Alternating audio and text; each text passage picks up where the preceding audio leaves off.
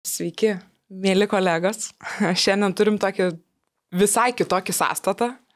Turiu garbės pasėdėti Mariaus vietoj. Keista, neramu, truputį net jaudinos keista.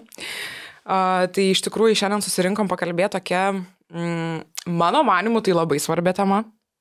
HR'as, personalas, kaip pavadinsi, taip nepagadinsi. Turim Budo Consulting atstovus, tai Roką ir Tomą. Sveiki. Labą dieną. Taip, ir turim mūsų personalo vadovę Zitą, kuri, taip, turbūt papasakosit pati apie save plačiau. Ir esu aš, Gabrielė, truputį su HR-u kažkada turėjau irgi prisiliesti prie Budo galimybės ir dirbu su marketingu. Tai tikriausiai, Zita, pradėkim nuo jūsų. Papasakokit apie save, truputį susipažinkim. Gerai, ačiū Gabrielė, sveiki visi. Tai su personalo dirbu jau virš 15 metų, su personalo proceso auditais jau paskutinius 5 metus dirbu. Teko man savo patirtį dirbti ir audituose dalyvauti tokiose organizacijose kaip FTSE 100 esanti Intercontinental Hotel Group, BMW ir Inchcape FTSE 250 Londone listinguojame biržoje. Tai ta patirtis tikrai labai solidi ir labai stipri. Ir šiandien labai džiaugiuosi prisijungusi prie BDO komandos Lietuvoje, galėdama pasiūlyti personalo proceso auditų paslaugą tiek lietuviškoms, tiek užsienio kapitalo organizacijoms, kurios nori įsivertinti tą vadinamą human capital, kokią vertę, kokią organizaciją jie įsigyja arba ką jie nori pakeisti, kažkokią tranziciją padaryti viduje organizacijos, pokytį kažkokią, ne? Tai apie tai. Supratau, super.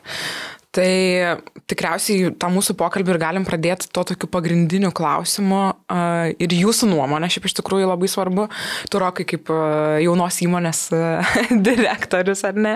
Tai būtų faina sužinoti iš jūsų, ar ne, nuomonę apskritai. Kaip jūs galvojat, ar tas HR'as iš tikrųjų, ar jis yra svarbus įmoniai, organizacijai, kiek jis yra svarbus ir kaip jūs įsivaizduojat apskritai, tai tikriausiai pagrindinės priežastis, ar ne, tai ką tas HR'as turėtų daryti, kaip mes įsivaizduojam apskritai organizacijose jo tą laikomą vairą apskritai įmoniai.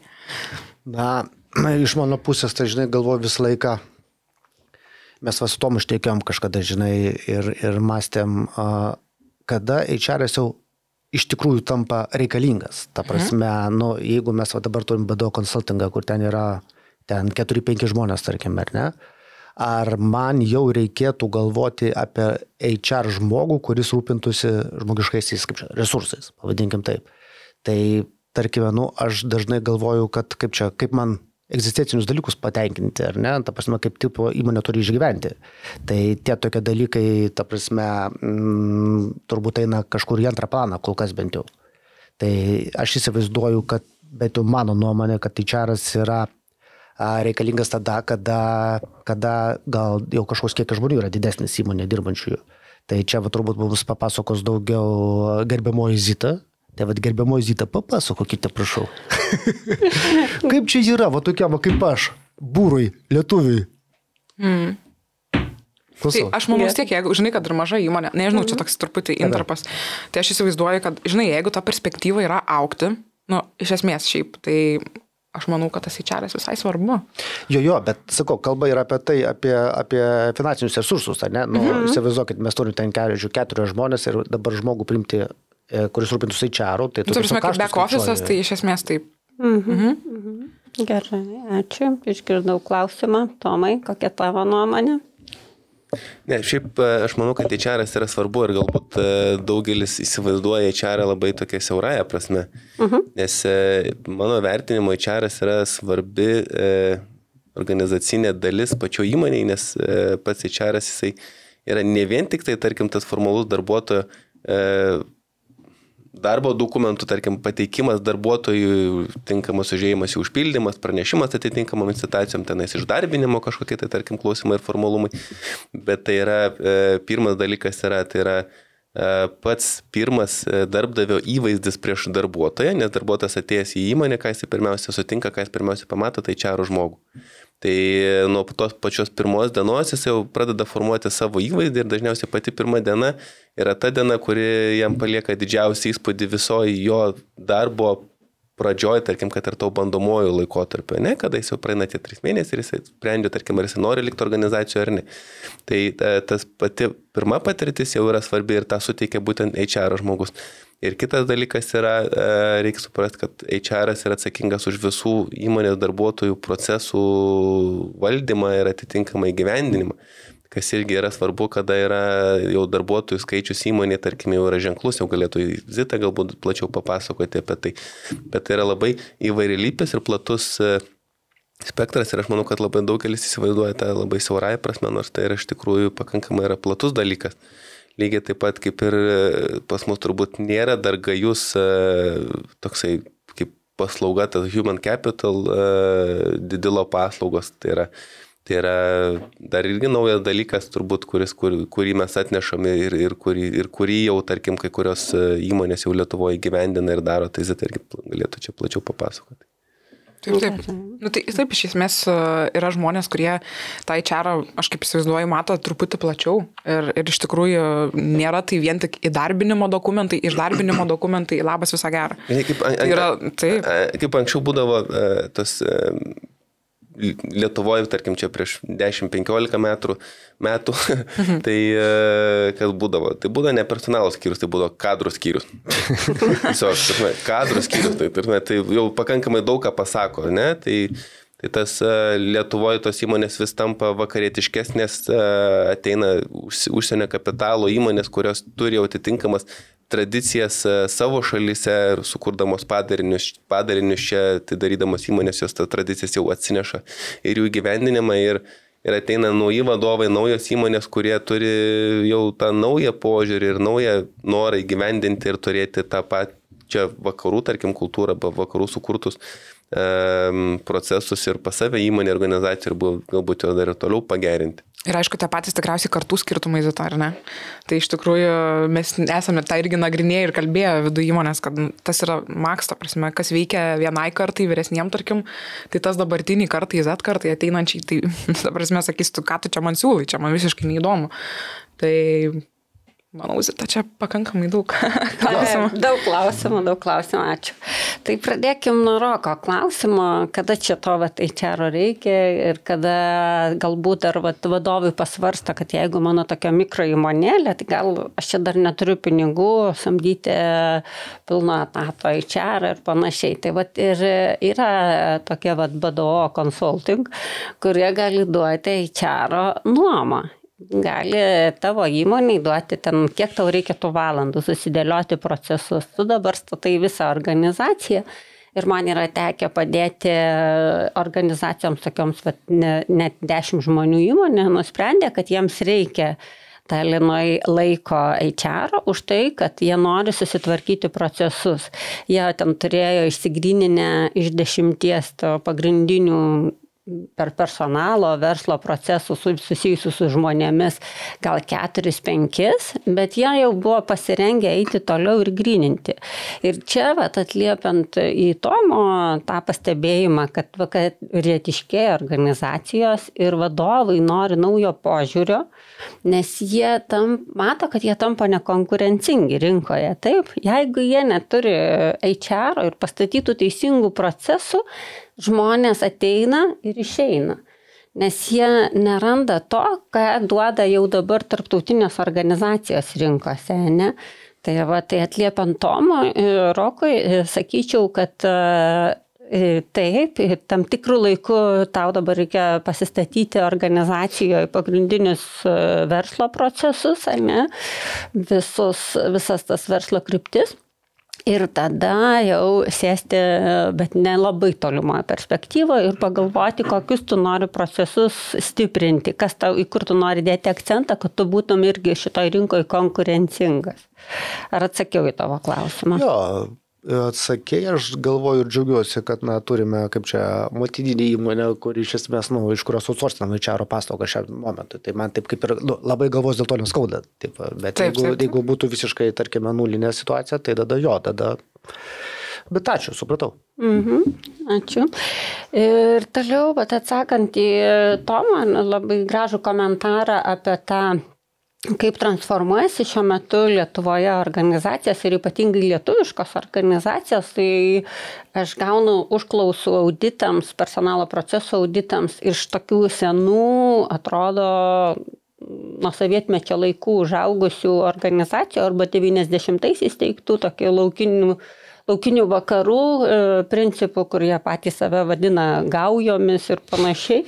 Ir jie dabar nusprendė auginti stiprius procesus, jie nori būti vakarietiški, jie nori turėti stiprią personalo strategiją, stiprius žmonės, stiprius vadovus, vat nuo ko prasideda visi tie stiprus procesai personalo valdyme, tai nuo stiprios vadovų komandos, ne? Tai vat, per šitą stiprinimą ir eina organizacijos ir taip jie nori naujų pavyzdžių, tai jie darosi auditus ir žiūri, ką daro vat, tos stiprios organizacijos vakaruose ir kaip jos gali panašiai arba dar geriau eiti. Vat, aš visada imu tą puikų pavyzdį, kaip taksi Uberis atsirado, ne? Boltas pasiėmė tą pavyzdį, ne? Padarė geriau. Ir dabar visais aspektais lenkia Uberį. Tai vat, reikia žiūrėti tuos gerus pavyzdžius rinkoje ir reikia eiti žingsnį į priekį.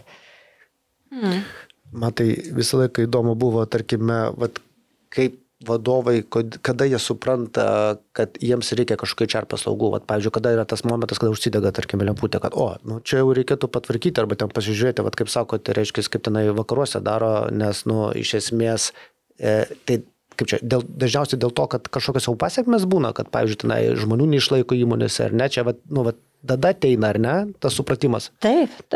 Čia vienas iš esminių rodiklių, ką matuoja organizacijos ir mato net neturėdamos HR, tai darbuotojų kaita. Kai jinai jau pasiekė 30%, tai jau jie supranta, kad jau čia tikrai labai raudona lemputė ir kad tikrai reikia kažką daryti, kad tie darbuotojai išliktų organizacijoje, nebūtų pastovus pokytis, ne? Tai vat ir tada jau jie dėlioja šitus procesus. Šitas svarbu. O tai tarkim, turim kažkokią tai paslaugų įmonę ir, pavyzdžiui, gamybinę įmonę, ar ne? Tai skiriasi, pavyzdžiui, HR darbo specifika? Ar iš esmės jinai vis tiek yra, HR daro tą patį? Aišku, gal interviu kažkiek, ar ne, aš įsivaizduoju, turėtų galbūt vis tiek tam, nežinau... Labai geras išsilavinimas, gal kažkiek, nežinau. Jo. Daug atkreipia dėmesį darbdaviai darbindami net personalistus, kad turėtų panašios krypties, ne, ar interesų lauką, ar išsilavinimą, bet esmė ta, man yra tekę dirbti 7 skirtingose industrijose. Tai esmė, tas fundamentalusis HR-as, personalas yra vienodas. Svarbu, kaip teisingai pastatyti verslo ir personalo procesai. Taip, specifika, ką tu kalbi, Gabrielė, apie tą konkrečios rinkose neišmanimą, taip, tu turi atėjęs į organizaciją labai įsigilinti, ką aš ir darau, darau tos personalo proceso auditus, kad įsigilinti, ką daro organizacija, kaip jinai daro, kaip tas pas mus, pavyzdžiui, BDO auditas vyksta.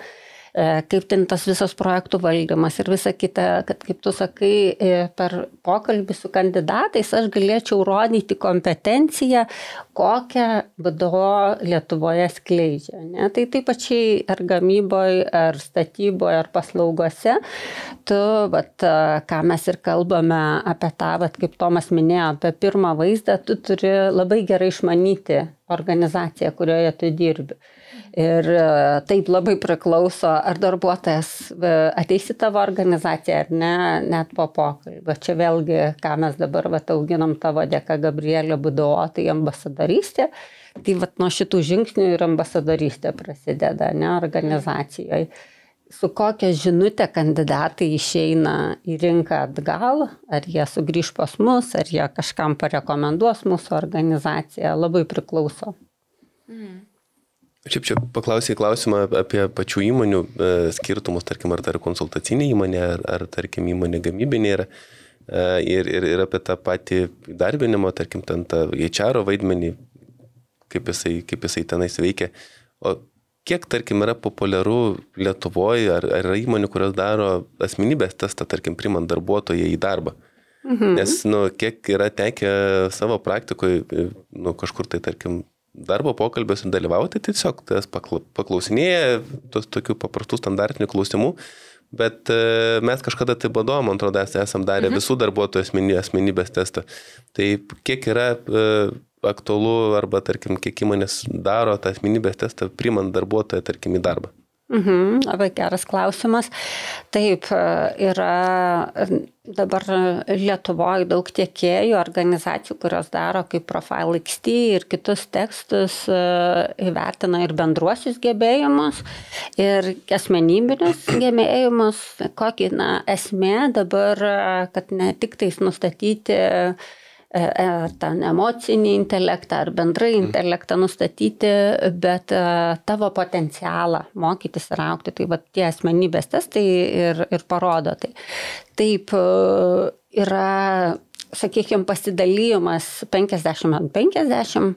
Pusė organizacijų sako, kad mes per pokalbį pajaučiame tą, ar bus ryšys, ar tas kultūrinis sutapimas, ar kažkoks kultūrinis priedas iš to kandidato gali būti organizacijai, ar mums reikia testuotis, ne?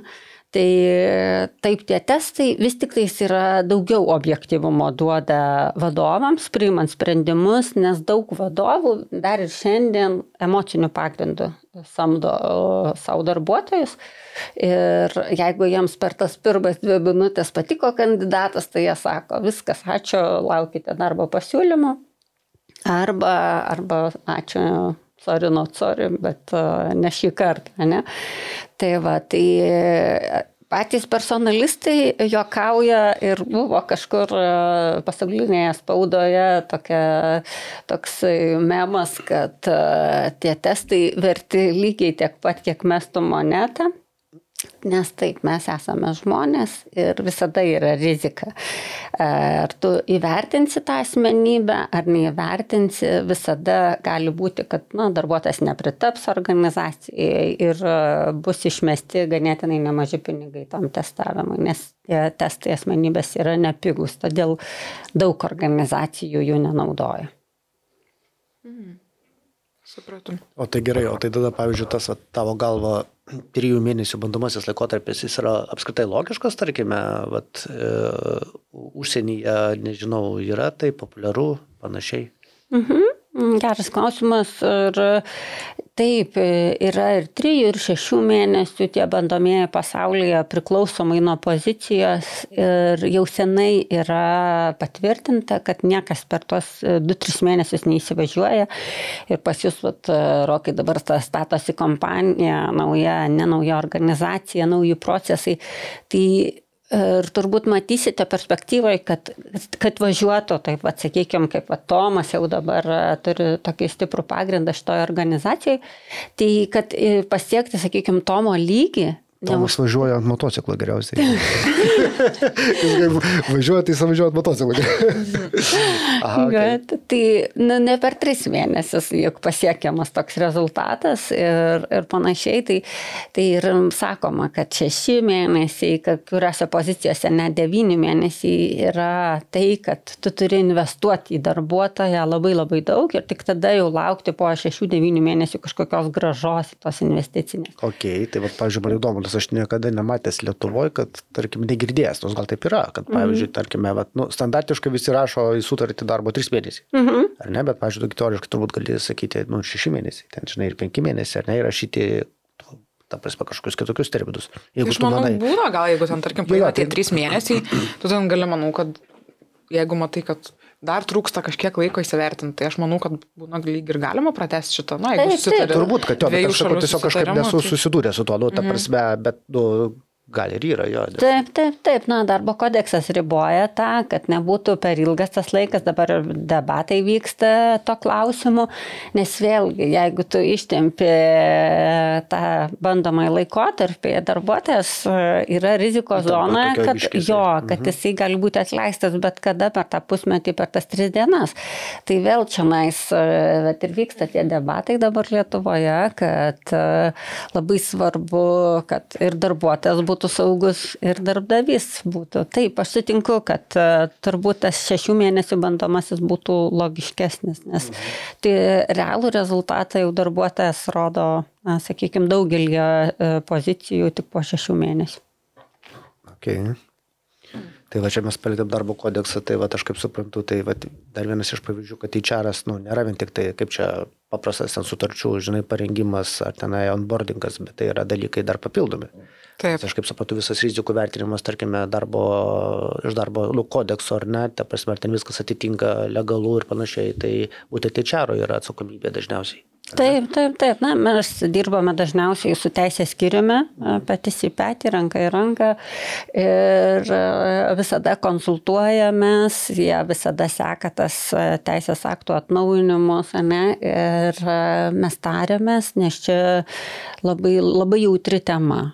Tai tas ir teisinis reguliavimas ir tai, kaip darbuotojai jaučiasi, kai tu vien tik žiūri įstatymo raidę, ne? Bet iš esmės taip, HR-as ir yra tas rizikų valdymo partneris organizacijai. O kiek, tarkim, kokia proporcija yra, tarkim, vis tiek galbūt kažkokia tai yra studijos darytos ar skaičiavimai, organizacijos darbuotojų skaičius ir HR skaičius? Koks yra optimaliausias darbuotojų skaičius santykis su HR? Aš suprantu, galbūt ir pas jūs ateina ten ir ta dirbtinio intelekto kažkokie tai galbūt sprendimai, kurie padeda sumažinti pačių žmogiškųjų, tarkim, išteklių skaičių pačiam skyriui, tarkim, galbūt kažkurios tai procesus gali galbūt padaryti atitinkamus. Bet koks yra tas optimaliausias darbuotojo ir HR skaičius? Geras klausimas, ačiū. Tai jau senai buvo padaryti skaičiavimai, toksai bendras pasaulinis trendas yra, kad 100 darbuotojų vienas personalistas. Priklausomai vėl, kaip minėjau, mūsų diskusijos pradžioje, kaip Rokas užklausė, ar čia mikro įmonėliai reikia ar nereikia, ne. Tai labai priklauso, kiek vadovas nori iš karto statyti tos stiprius procesus, bet iš esmės, sakyčiau, tas atitikmuo 100 darbuotojų vienas personalo žmogus yra labai logiškas, nes tada jau pasiekusi 100 žmonių dydį organizacija turi turėti jau labai stiprius tiek verslo, tiek personalo procesus. Tai tikrai turi būti vienas ar 2 personalistai, kas, ką Gabrielė minėjo, kad kažkas turi užsiimti administravimo reikalais, o kiti, kaip Rokas pastebėjo, kad turi žiūrėti, valdyti rizikas. Tai jeigu yra viename žmoguje, ar ten po pusę etato, bet taip 100 žmonių, vienas pilnas etatas turėtų būti. Jo, tai dabar vėl, jeigu taip dar grįžtam truputį čia ir Roko temą apskritai apie tas pareigas HR, ar ne, tai mes įsivaizduojam, ar ne, kad tai yra įdarbinimo dokumentai, išdarbinimo dokumentai, darbo pokalbiai, galbūt kažkokie metiniai pokalbiai, vertinimai ir dar prie viso togi dažniausiai būna, kad darbuotojai ateina pasikalbėti, ar ne, tai ir čia toks, kur net neprognozuojamas dalykas, tu jo nesuplanuosi, kad šiandien turėsiu, ateis pas mane ten 2 žmonės pasikalbėti, ar ne, tai vėl kiek HR-as yra stiprus apimti visus tos procesus, apskritai, ta prasme, nes aš įsivaizduoju, tikrai ir patys turime HR būna, kad ar ne, irgi pasikalbėti ar su Lėja, ar su Zita reikia, ar ne, tai kiek HR-as gali būti, nežinau, imlus, ar kartais netgi, gerai, ten, jeigu kažkokius psichologinius ten atiduodam vienam, kaip jūs tai ir sakot, ar ne, ten įdarbinimus kitam, kad išdalint, kiek tas, sakau, HR-as, imlus toksai gali būti visom tom. Labai geras pastebėjimas.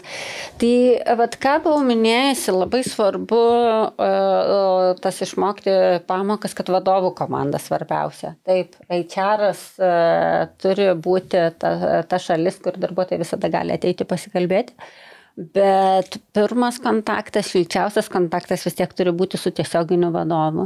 Tai HR rolė, kuo labiau auga organizacija, ugdyti stiprius vadovus, kad jie gebėtų išlaikyti tą atvirų durų politiką, kad visi darbuotojai eitų pas vadovą. Tai būna temų, kad jau su vadovu neina kalbėtis, tada jau eina į HR.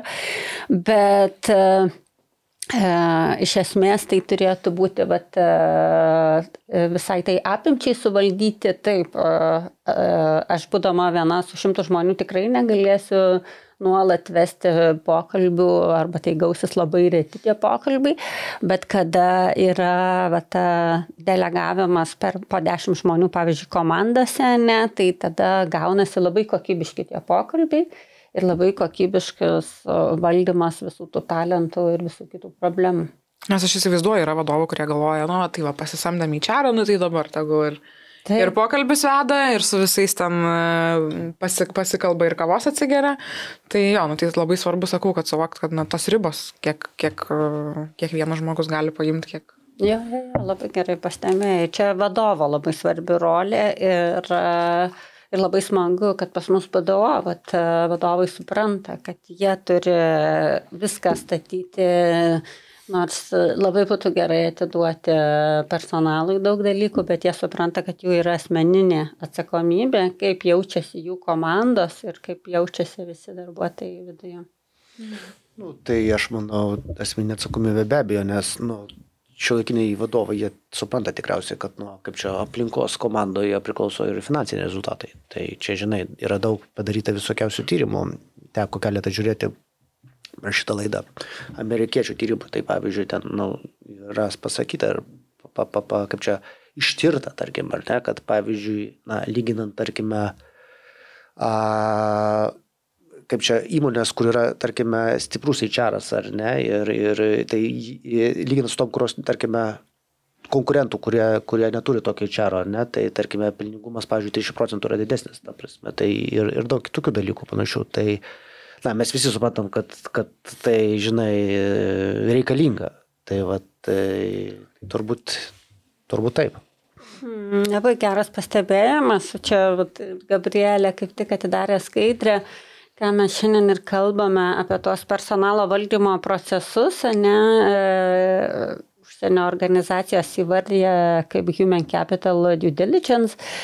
Tai čia trumpai įdėjau, kaip vyksta visas procesas.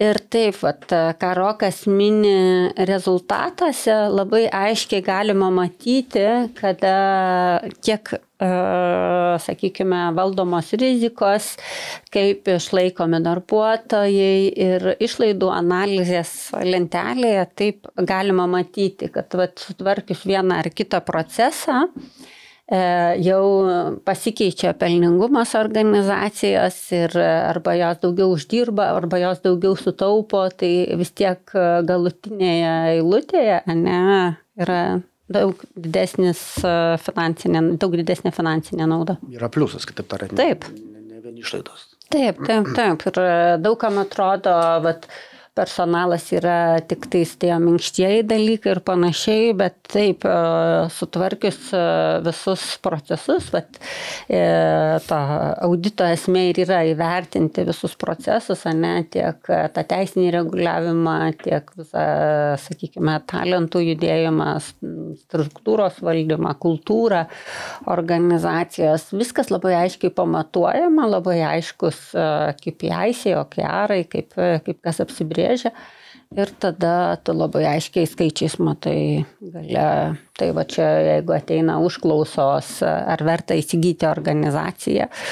Ir po šito audito tu matai, kiek tu investuoji ir kiek tu gauni.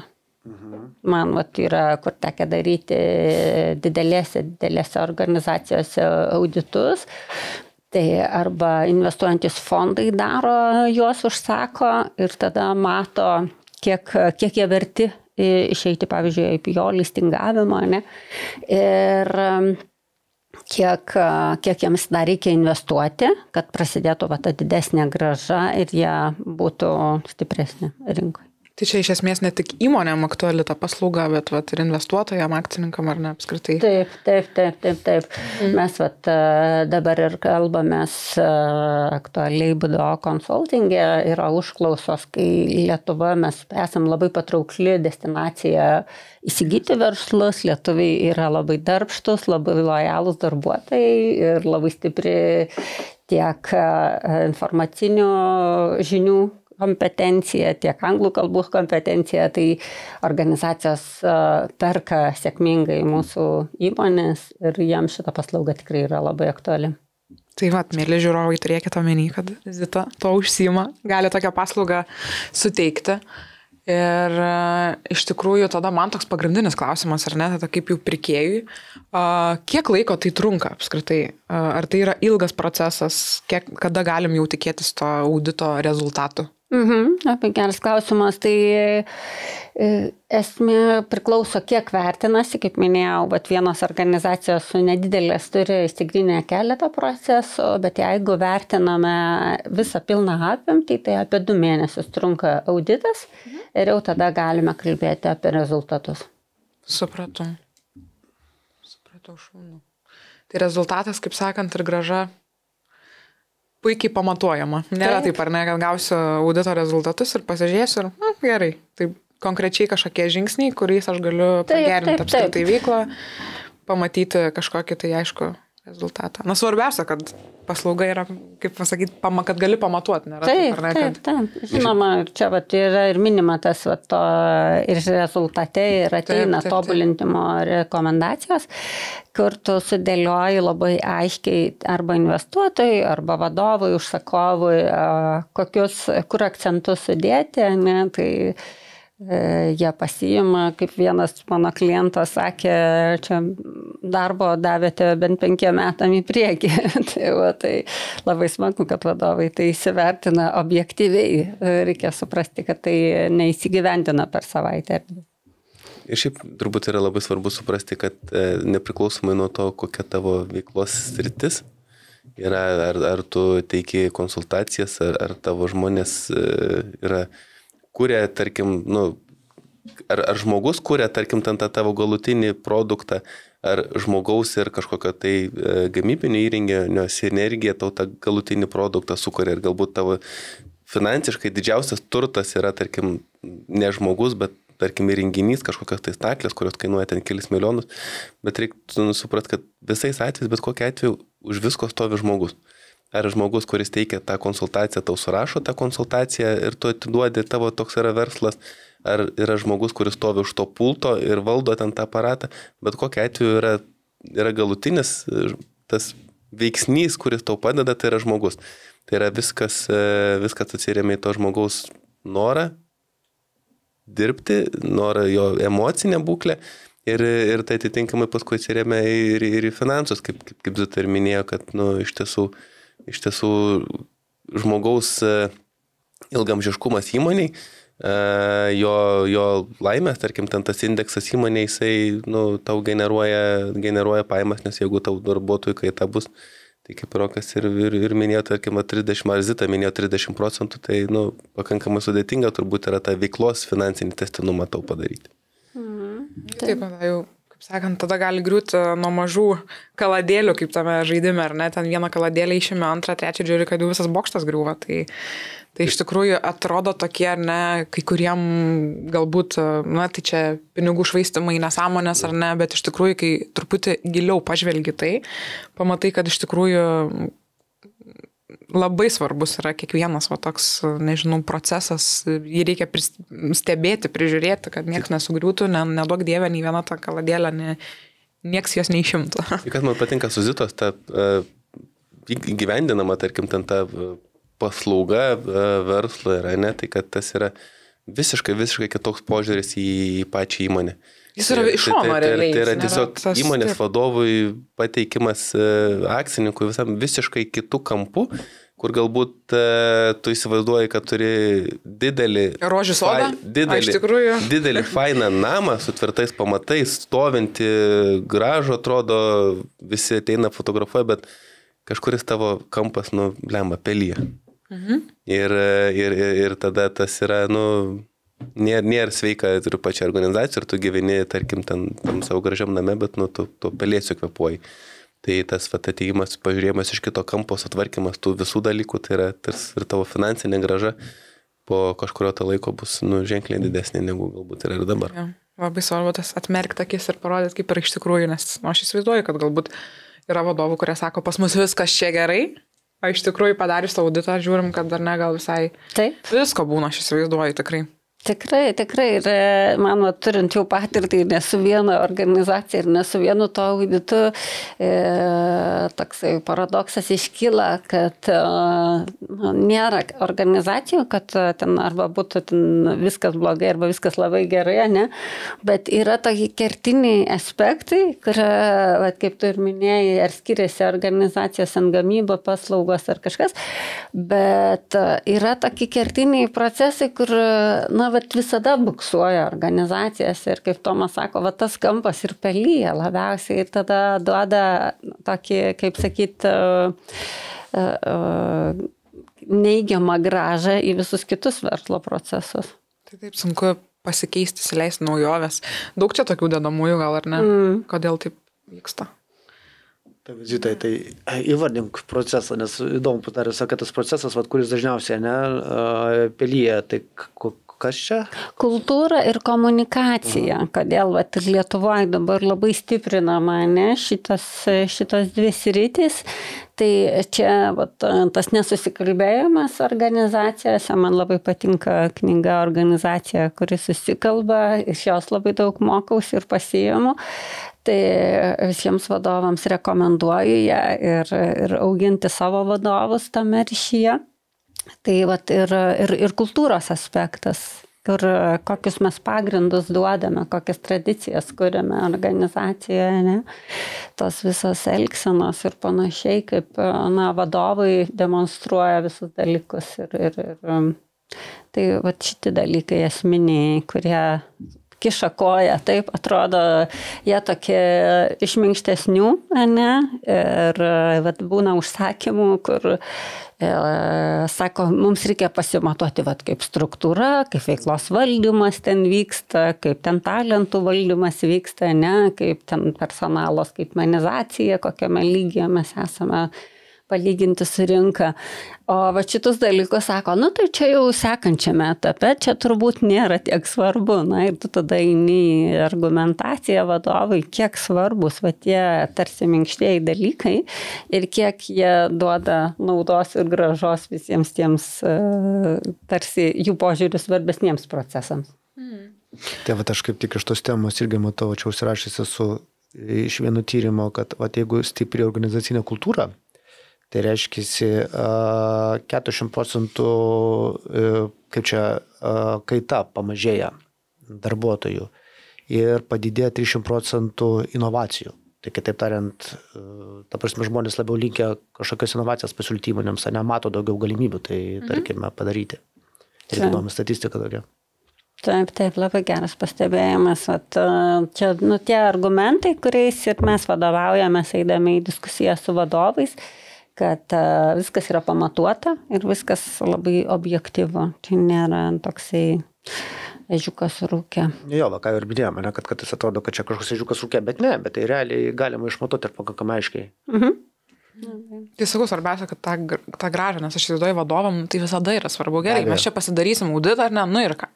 Bet iš tikrųjų, kai tu ateini su konkrečiais skaičiais po kažkiek laiko, aišku, tai ne per vieną dieną tu nepadarysi čia pokyčių, Romo nepasistatė ar ne irgi, tai realiai tu ateini po kažkiek laiko, tu gali procentaliai pamatuoti, ten, nežinau, darbuotojų tą pačią kaitą, klientų galbūt irgi, ar ne, kažkokį tai pritraukimą apskritai organizacijos, turime daug yra dedamųjų dalių, kas gali tau padėti įrodyti, kodėl tai buvo gerai, kur ką padarė, ar ne? Tai tada man irgi dabar išplaukia dar vienas toks klausimas bendrai visiems. Kaip jūs galvojat, ar ne? Įmonėse geriau yra HR nuomoti, ar geriau HR samdyti, turėti pas save nuolatinį, ar ne, ten pilnam etatui, pavyzdžiui. Tiesiog, kaip jūs galvojat bendrai, kokie yra pliusai ir minusai, būtent, nežinau, turėti HR viduje ir turėti HR nuomai, pavyzdžiui. Čia kito klausė? Jūsų visų bendrai diskusijai, nes yra vadovų, kurie sako, ką man turėtų, aš galiu ir išsinuomoti, ar ne, ten, pavyzdžiui, auditą arba ten paslaugą kažkokią tam tikrą. Kaip jūs galvojate, ar reikia nuolat žmogaus, kuris... Čia turbūt priklauso, mano vertinimu, tai labai priklauso nuo įmonės darbuotojų, galbūt skaičiaus, ne, nes vienu atveju tu vienoje rankoje galvoji, kad savo automobilį turėti yra fainiau, negu, tarkim, jau asmeninį turėti savo, negu, tarkim, tenais lizinguotis. Kitu atveju tu turi suprasti, kad galbūt tu neturi šiuo metu tiek finansų, kad galėtum turėti žiauriai gerą automobilį, ne? Tarkim, nusipirkti. Ir tu galėjau naudotis tuo pačiu Bolt Drive, tarkim, ir važiuoti su geru automobiliu, tarkim, pasiekti tą tikslą nuo A iki B, ką tu esi užsibrėžęs, ne? Tai turbūt labai priklauso nuo tavo poreikių, ką tu nori pakeisti, ką tu nori padaryti, ir nuo tavo finansų priklauso. Aš visą laiką turbūt sakau, kad geriau turbūt yra kokybiškesnis produktas, galbūt mažiau, bet kokybiškas, negu daug ir nekokybiškas. Tai geriau, tarkim, įsivertini, bet kokią atveju tu pirkdamas paslaugą. Čia, iš principo organizacijų HR-as yra paslaugas teikiantis subjektas. Taip, tik viduje. Įmonė. Kiekvienas įmonės darbuotojas yra klientas HR-o. Tai čia šiuo atveju tu irgi kaip organizacija, tu įdarbindama HR žmogų pas save, ar tu pirkdama iš išorės, tarkim, tas nuomos paslaugą, tu bet kokią atveju perki paslaugą. Bet kokią atveju tai yra kaip paslauga, ne? Tai tu pirkdamas tą paslaugą, tu visą laiką įsivertini tą darbuotoją, kurį tu darbinsi, kokia yra kompetencija, kaip jisai supranta, kaip jisai moka, kaip jisai žino, lygiai taip pat kaip ir samdydamas ten tą konsultantą, ne? Taip pat turi pasisverti, ar geriau tau išsinuomoti, tarkim, galbūt nuomos paslaugą, ar turėti žiauriai gerą specialistą, ar tarkim, turėti mažiau finansų, galbūt silpnesnį, tam tikro srityse, tarkim, tenais ir auginti. Čia viskas yra, turi susidėlioti, susižiūrėti, kaip tai aš sakau, kodėl darbuotojų nuo finansų turbūt priklauso. Nes man labai įdomu, nes tikrai yra, aš stebiu pati ir LinkedIn tam pačiam ir apskritai bendroje erdvėje, kad yra labai didelės įmonės, bet jos neturi savo HR, jos ten samdo, pavyzdžiui. O kitos kaip tik turi, pavyzdžiui, augina to žmonės ir tikrai gana užauga stiprus specialistai. Tai man ir įdomu, kodėl, kas lemia tos sprendimus. Tai, matai, žinai, tarkim, jeigu ateina turi gerą, tarkim, komanda, turi gerus procesus, tarkim, kad ir tą stiprų HR skyrių, ne? Tarkim, arba atėjęs HR žmogus, jisai tenais auginasi, tarkim, ir jisai užauga, jisai turi gebėjimų, žinių ir talento. Tai dėl ko parankiau yra turėti pas save ir užsiauginti, dėl to, kad tas žmogus tampa tavo įmonės ambasadorium. Jeigu tu samdysi kitą konsultantą tam tikriems kažkam dalykams, jisai tau sutvarkys, bet jisai netaps tavo ambasadorium. Kada pas tave yra darbuotojas, jisai pas tave dirba, jisai gerai jaučiasi, jis yra pats didžiausias tavo prekinis ženklas. Nes kiek yra pardavimų, kiek yra apskritai sukurta įvaizdžio apie pačią įmonę, apie patį produktą, iš tų pirmų lūpų iš darbuotojų, kurie dirba tose įmonėse. Jeigu pas tave tu turi gerą produktą, bet darbuotojas yra nelaimingas, jisai tenais pas draugus, kolegas, kitur sakys, kad ten šūdas yra. Bet tai tada vėl gali išplūkti, ar ne, apie tai, ką mes kalbėjom prieš tai, kad galbūt čia vėl tada skiriasi galbūt ar ne gamybinė ir, pavyzdžiui, paslaugų įmonė. Tai jeigu galbūt gamybinė įmonė, gal ten klausyk ir gerai nusinuoma tą HR visai. Viskas yra, turbūt geriausia tos klausimus įspręs HR. Tarkim, jisai atėjęs pas klientą, jisai vertins, pasakys, kad jums reikia samdytis, nes čia yra ta problema, tas čia. Ir jums, tarkim, ilgoje perspektyvoje jūs išeisite, tarkim, į galbūt tokį rezultatą. Arba atėjęs, tarkim, atzita ateis, sakys, jums galbūt samdytis papildomų žmonių nereikia, jums užteks, tarkim, kad aš prisidėsiu prie šito projekto ir jūs gerai varot, bet varysit dar geriau. Tai turbūt labai nuo situacijos priklauso. Tokia mano nuomonė. Taip, sakau, bet šiaip įdomu. Labai gerai Tomas pristatė, taip ir taip iš tikrųjų ir veikia. Kaip tau, Rokai, atrodo? Aš tai žinau, žinai, kaip Tomas čia pasako, tai man visai, kad aš pradėjau galvoti taip, gerai, o kada, pavyzdžiui, kada, pavyzdžiui, reikia turėti mokesčių specialistą in-house, o kada galima, žinai, paskambinti mumai. Ne, kada, tarkime, nežinau, ten tas pačias deklaracijas, tegu teikia outsourciname, tarkime, o kada mes turim viduje, ne? Tai čia vėl, ta prasme, žinai, tokie klausimai, kurie, ką ir kalbama, ne, yra pliusai, yra minusai. Tai aš taip irgi, ta prasme, nebūdamas HR ekspertas didelis, tai aš tikriausiai atsakyčiau lygiai taip pat kaip Tomas. Ta prasme, nes tiesiog vertinu situaciją ir tipo, gal kažkas mane pakonsultuotų iš išorės, tarkim, ekspertai, žiūrėk, tau, tikrai jau ten, žinai, reikia. Bet, pavyzdžiui, aišku, turbūt intuityviai atrodo, kad geriau turėti viduje, nes, tarkim, jeigu atmetus jūs ten, žinot, galimybės, ten finansinius dalykus, nes, aš taip įsivaizduoju, kad tada tas žmogus yra labai stipriai įsigilinęs, tarkime, į pačią problematiką tos įmonės, ar ne? Lygiai taip pat kaip ir mokesčių specialistai, tai jeigu tu ten visą laiką dirbi ir tu matai tik tai tą dalyką projektą pastoviai ten metų, tai tu ten viską žinai labai smulkiai, visus niuansus. Ko, tarkime, gal kartais, tarkime, jeigu tu outsourcini, tai sunkiau pasibėti, tarkime, paslaugų teikiančią įmonę, pavyzdžiui. Bet čia turbūt net jeigu ir turi stiprų personalo skyrių, kuris jau, tarkim, dirba pakankamai ilgą laiko tarpą, tai kaip ir visą laiką atsiduria ta pati rizika, kad tu susigyveni ir tu tam tikrų dalykų tiesiog nebepastebi. Jo, irgi yra momentas. Tai tas, tarkim, atėjimas iš išorės, peržiūrėjimas ir reikia suprasti, kad, tarkim, tas tiek finansinis, tarkim, tas didelas peržiūra, tiek mokestinis, tiek, tarkim, ir žmogiškųjų išteklių, tarkim, personalų, tai, tai yra pagalba. Taip. Tai yra atėjimas. Pamatymas kitomis akimis. Atėjimas ir yra pagalba. Čia yra toks, turbūt galima vesti kaip ir analogija, kai ateini pas odontologą, tu eini reguliariai dėl dantų higieno. Tai tu pasirinkai arba tu ateisi reguliariai, galbūt kažkiek tai laiko, tai kada tau leidžia finansai, arba tu turi galimybę ateiti pasidaryti tą dantų higieną, arba tiesiog sėdėsi, kimarinsi, ateisi tada, kada bus sugedę dantį, kada jau skaudės, tai tada, geriau gal ateiti dantų higienai pasidaryti. Tai labai geras pastebėjimas.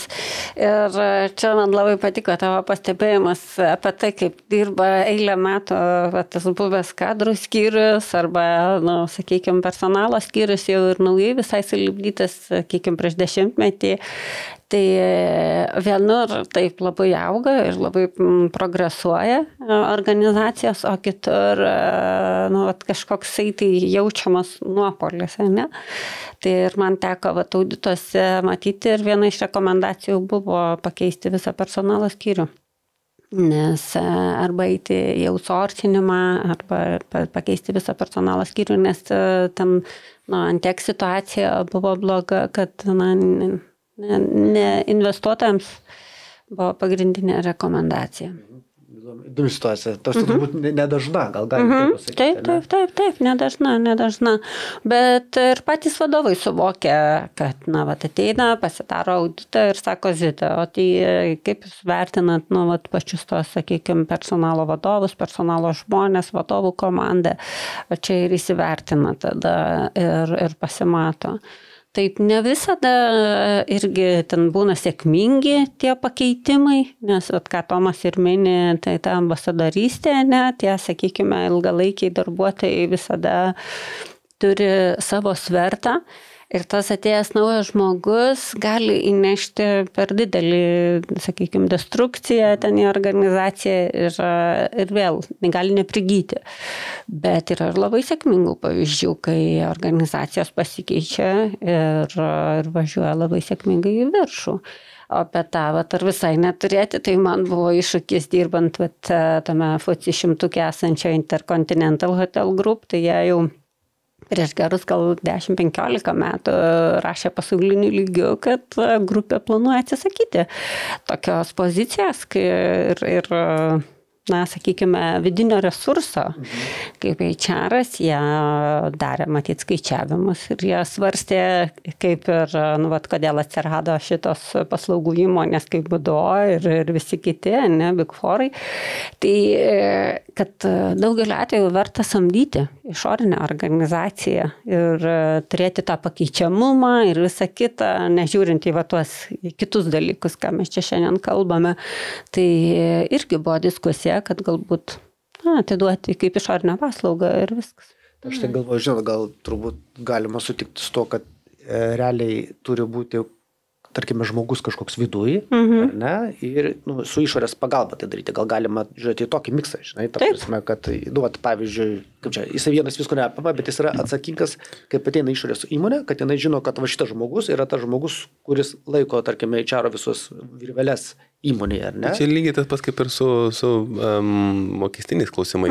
Taip. Labai dažnai įmonės turi viduje tos in-house vadinamus mokesčių ekspertus, bet jie organizacija bet kokia atveju būna perka išorės mokestinės paslaugas, konsultacijas iš kitų konsultantų, dėl to, kad tas viduje esantis žmogus, jisai ne visais atvejais turi laiko arba galbūt kompetencijų tam tikriam klausimam, arba kitas dalykas, tam tikrais atvejais jisai turi žinias ir sukuruoja tam tikrus procesus, kad jie veiktų atitinkamai tinkamai. Tai čia tas toks labiau kaip vadybininkas gaunas, jos tai kaip vadybininkas yra ir jisai tiesiog superka ir žiūri, ar viskas gerai, ta prasme, kas superka, patikrina, tarkim, ar, žinai, viskas jiems tinka, tarkim, tai įmonei. Tai jo, tai. Tai tikriausiai daug visai pakalbėjom. Visai išsamei, įdomiai. Ir iš tikrųjų suma sumarum galbūt pridėsit, tai nepamirškit savo žmonių. Personalas yra labai svarbu, tikriausiai tokia pagrindinė žinutė, ar ne? Tai ir tie auditai iš tikrųjų labai svarbus, pažvelgti truputį kitom akim apskritai visus procesus įmonėse savo, ar ne? Tai HR'as vis dėlto yra svarbu, tai nuo ko pradėjom tą klausimą, tai nepamirškit, įsivertinkit, ar ne? Ir gal kažkas dar pridėsit?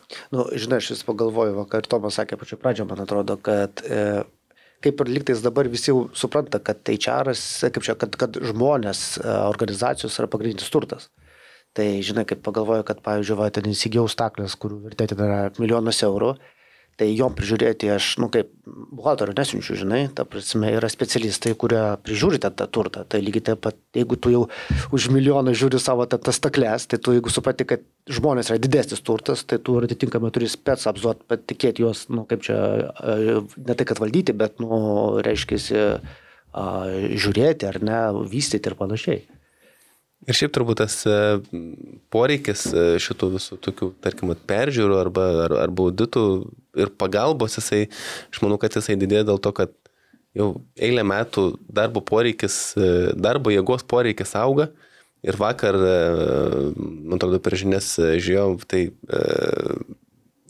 pasakojo, kiek imigrantų skaičius jau Lietuvą padidėjo per paskutinius metus, kurios įdarbina organizacijos dėl to pačios priežasties, dėl darbo poreikio, darbo jėgos poreikio. Tai tie žmonės, kurie atvažiuoja pas mus, jie yra iš skirtingų šalių, iš skirtingų kultūrų ir būtent tas Zitos pagalba ir tų visų HR žmonių, jie sugeba ir padeda skirtingų kultūrų žmonėms tinkamai įsilieti į organizaciją ir išnaudoti visus kultūrinius skirtumus geriausiam rezultatui pasiekti. Taip, Zita. Labai gražus. Taip, tai aš tai turbūt išeičiau su tokiu palinkėjimu, kad aš pati su savo šitą paslaugą personalo proceso auditais ir bendrai konsultacijomis noriu gerinti situaciją personalo valdyme ir tikiuosi, kad šita paslauga, kaip ir Tomas sako, žmonės ir vadovai supras jų svarbą ir gerės Lietuvos versluose kultūra, kurie, sakykime, norės kaip finansinį auditą žmonės supranta, dauguma organizacijų darosi kas metai. O pasižiūrėti, kaip pas mus jaučiasi žmonės, kaip pas mus veikia visi procesai, kažkodėl tai dar padėta į stalčių ir tikiu ir linkiu vadovams dažniau persižiūrėti ir padaryti tą auditą kartą per metus irgi. Galiu pasakyti, kad HR skyrius yra kaip mama vaikam, kuri ir prižiūri procesus, ir išklauso, ir padeda, ir kartu keičiasi augant vaikam.